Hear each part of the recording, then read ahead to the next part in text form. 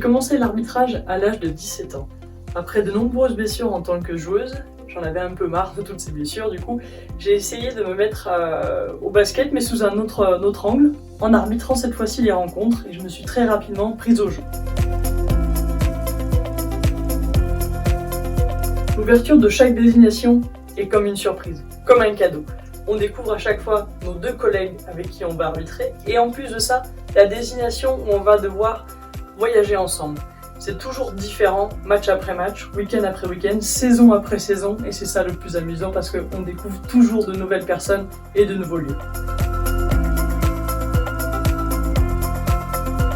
Il y en a eu beaucoup, mais je dois dire que l'un des moments les plus marquants à l'heure d'aujourd'hui est lorsque j'ai pu arbitrer l'équipe des États-Unis féminine lors de la préparation à la Coupe du Monde en 2018. J'avais alors que 6 ans d'arbitrage derrière moi, c'était une très belle opportunité.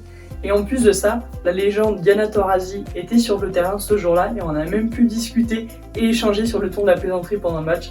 Un superbe souvenir. Arbitrer, c'est tout simplement en apprendre déjà beaucoup plus sur soi-même.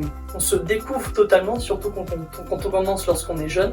Et en plus de ça, on apprend des collègues, on apprend des coachs et des matchs où on a plein de situations complètement différentes à gérer d'un match à l'autre. Et c'est ça qui fait la richesse de notre arbitrage.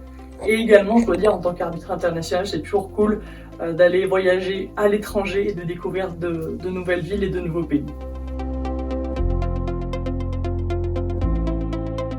Beaucoup d'émotions en fonction des matchs et des saisons. Je dois dire, en tant qu'arbitre international, c'est vraiment une très grande fierté de représenter la France à l'international. Également, la fierté du travail accompli lorsque le travail d'équipe a très bien fonctionné sur un match.